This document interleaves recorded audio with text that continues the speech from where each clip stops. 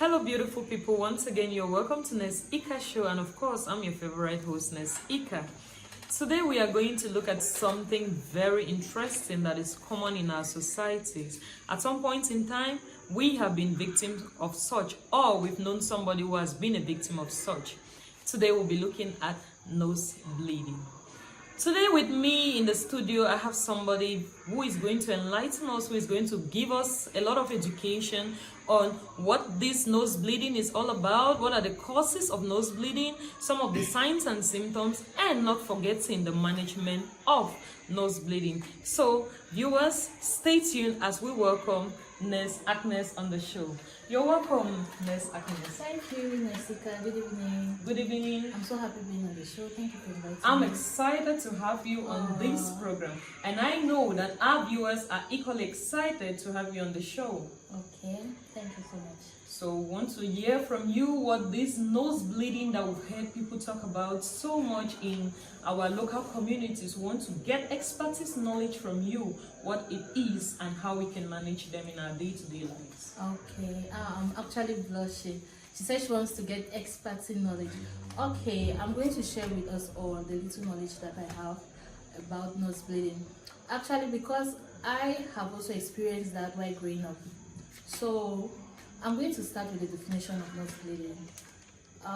We all call it nose bleeding, but in other words, or in a medical word, in a medical term, we call it epistaxis. Now, did you know that? I didn't know that. No, I know you know that. You're definitely kidding me. I know you know that.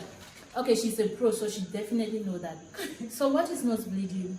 Nose bleeding, just like what the word says, nose bleeding, is just bleeding from the nose. That's just a simple definition that I can give you. And what we've seen, or from the experiences that we've had, it defines the word. Bleeding from the nose. Okay, so you cannot just sit and you start bleeding from your nose. Ear, nose, and throat department, yeah, is a very common problem, emergency that we have. Okay, so what you're trying to tell our viewers is that in maybe 1 out of 5 or 1 out of 10 consultations that we'll have for the ENT consultations, we are going to have somebody who presents with a nose bleed. Yeah, definitely. It's very common, and especially with kids. When it comes to kids, nose bleeding is very common. So that will bring us now to the causes of nose bleeding. Why has nose bleeding become so common among children? Number one cause, we can have trauma to the nose.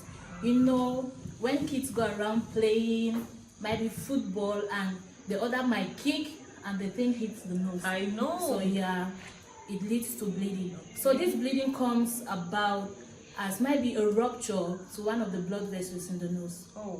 Yeah, just so that. actually our nostrils have blood supply or blood vessels. Of course. Oh, I thought it was made of cartilage. We have blood vessels in the nose. So when these vessels when any of them get ruptured, then we have the bleeding. We also have infections such as cyanosis, which is the inflammation of the passage in the nose cavity. Yeah, so that can cause nose bleeding as well.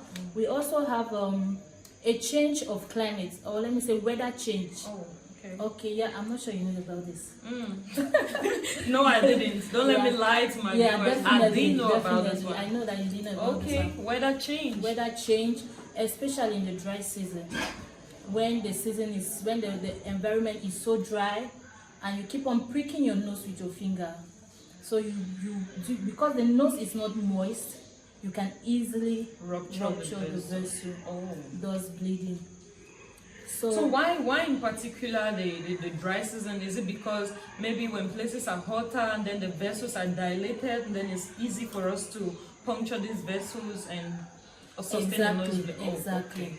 I just wanted to. Yeah, that's it. Thank you. That's it. Please don't kill mosquitoes here, okay? I think I shouldn't mind mosquitoes, all that. All right, so I'm going to share with us also how nose bleeding manifests.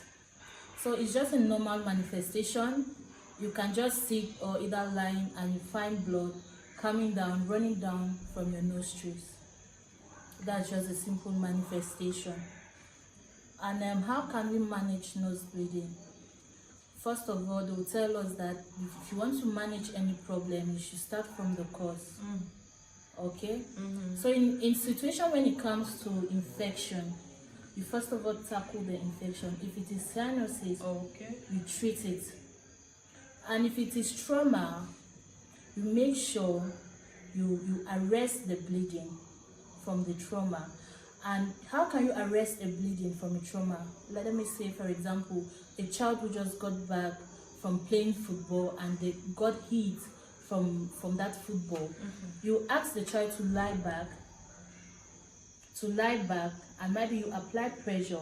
But another school of thought will tell us that if a child or if anybody is bleeding, if bleeding is occurring at the level of the nostrils, it's better you ask the person to sit and tilt the head in front, and allow the blood to ooze out.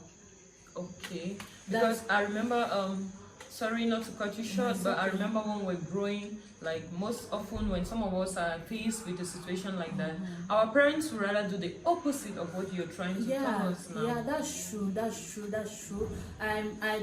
has also been done on me, that they ask you to lie back and tilt your head behind, or maybe they apply pressure on it while tilting your head behind. But from the various schools of thought that are up now, they say that it's preferable that you don't try to stop the blood from flowing. So you tilt your head in front and allow the blood to flow. But we are going to bring, I know you want to say something, but we are going to come up with the various school of thought and do the justifications for their various reasons. Okay, I'm excited to listen or to hear those school of thoughts. So that is one reason why you should just stay tuned with Nurse Ika show, because a lot more is coming. How can we prevent nose bleeding? Nose bleeding is very common, and to some people who don't really know about it, they will see it as a very serious emergency. They take it so seriously, but nose bleeding is just a normal phenomenon that happens. And I believe, as you have heard from the courses, you will see that the causes are just normal things that happen in our day-to-day life. So how can you prevent nose bleeding? Okay, I'm going to be tackling this point according to the courses that I gave. Firstly, when it comes to seasonal change, it's advised that during the humid, the cold season, and the extremely dry season, that makes your nose to be very dry. We are being advised to use Vaseline. Vaseline we can apply in the nostrils to keep it moist. So is that any type of Vaseline, or there's a specific kind of Vaseline you're encouraging us to use? No, any type. Okay. Because I don't know which can be at your disposal. Okay. So you just use any type of Vaseline, being it the Blue Seal, being it the local, you just use Vaseline. While Vaseline, it's going to keep your nostrils very moist, and this is going to prevent breakage of those vessels. And also, while playing, I will not tell you that, okay, if your child is going out for football, you should wear the child a helmet. I know that is very impossible in our context. It won't work. So it's just like, you can teach your children some safety rules at home. Like if you are playing ball, when there is a kick, you can either block your face. Like when growing up, my mom will always tell me that your face is your greatest asset. So whatever is coming towards your face, you should always be ready to block. So it's just to teach our kids at home, and even some of us adults, when you can get into fights. When they are trained blow at you, you should always try to protect your face. Exactly, to prevent this breakage of the nose blood vessels. Of the vessels in the nose. So I think that's all I have for today about the nose bleeding. Thank you very much, Nurse Agnes. It has been a pleasure to have you on the show, and we have learned so much. I know that our viewers are going to implement some of these things that they have learned from you. If you forget everything today, don't forget that it is not a serious emergency. It can be managed at home. And our nurse has told us that research has proven that rather than tilting your child's head to the back, which can cause clots in the later run, it is better for you to tilt the head forward so that the blood that is oozing out can actually ooze out and give way way for the child to breathe. Don't worry about it, because in less than a few minutes time, this blood is going to actually stop flowing, because the blood vessels that are in the nostrils are not so large, so the bleeding is not going to last for long. And please, to those of you who have subscribed, thank you so much. If you haven't done so, please don't forget to do so, and don't forget to turn on the notification bell so that you can always be notified when we have new videos.